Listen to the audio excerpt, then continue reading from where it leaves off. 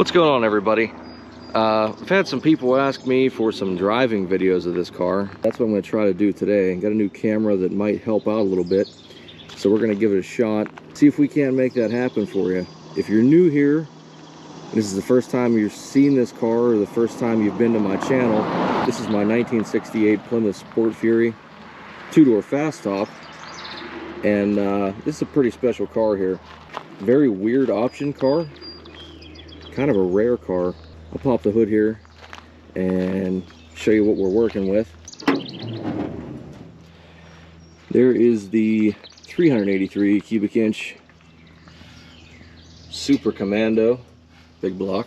It is an HP motor, has the correct HP manifolds, Edelbrock DP4B aluminum intake, dual plane intake, that has Edelbrock part numbers on it and Chrysler part numbers.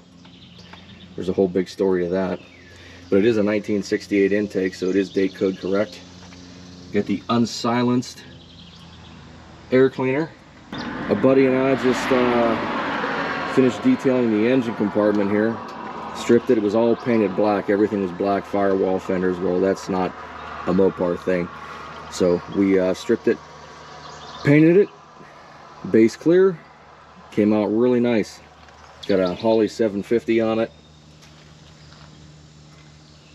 Set of Flowmaster exhaust.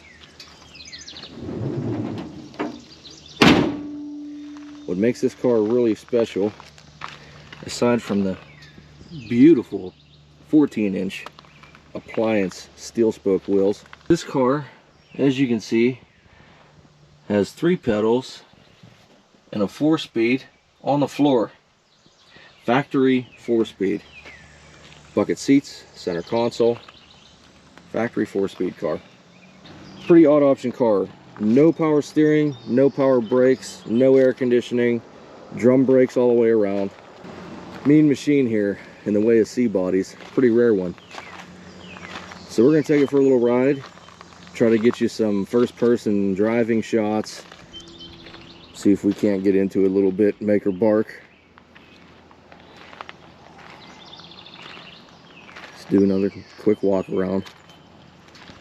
That is the original vinyl top on this car. Never been replaced. Absolutely fantastic. Not a bubble, not a tear in the seams. Car was repainted in 1997. So it's held up fairly well. Alright, let's jump into this thing, fire it up, and take a little drive. Okay.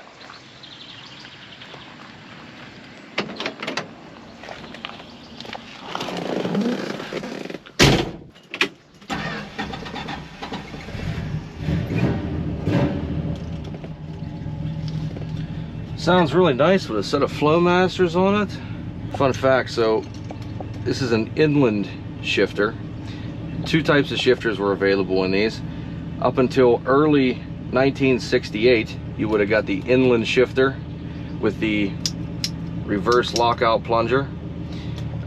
In late 68, it would have switched every 4-speed over to the Hurst setup, and that would have been standard.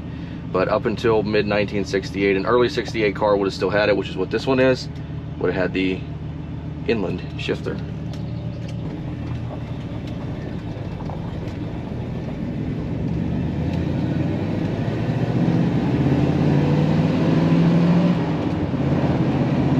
Now the inland shifter over here kind of has a bad reputation. Some people call it the guess a gear shifters. You know, there's a lot of names for it, but it's not very accurate.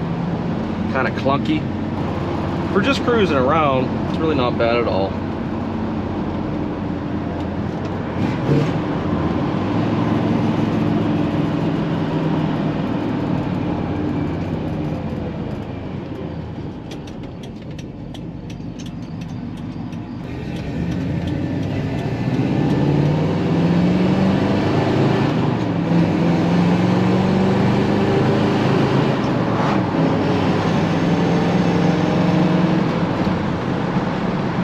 It does drive very nice, even though it doesn't have power steering, it doesn't have power brakes.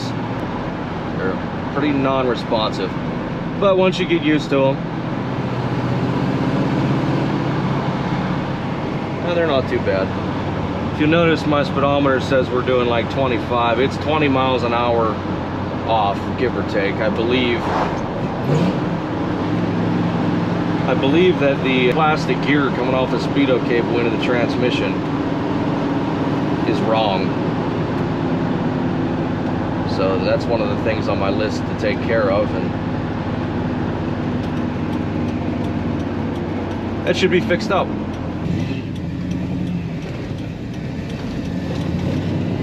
Get into it a little bit here.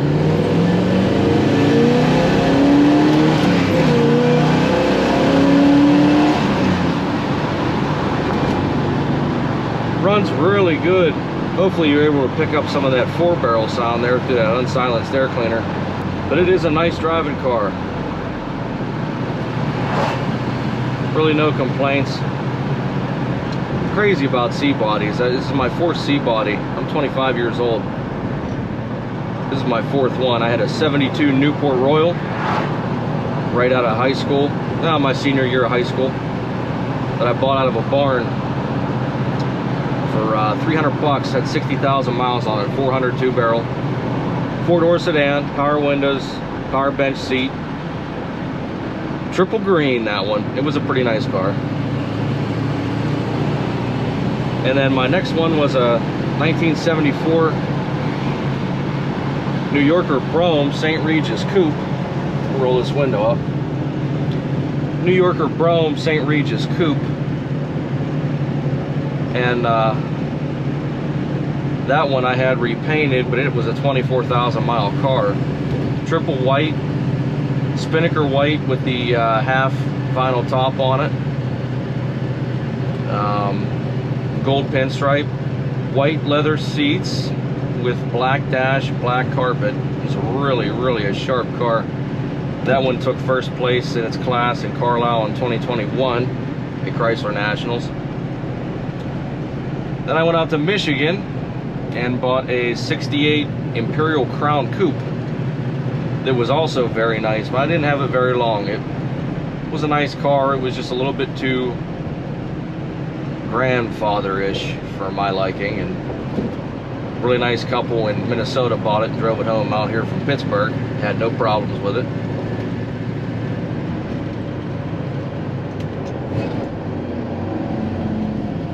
Then I bought this one. This one came out of Maryland.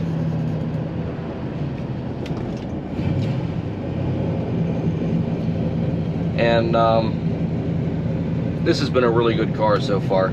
This is my first 383.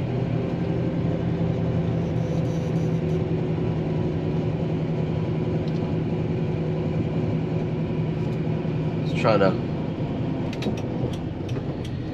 get out of this traffic here. Come up through this neighborhood. We'll make a loop and go the other way. This is my first 383 car. My Newport was a 402 barrel.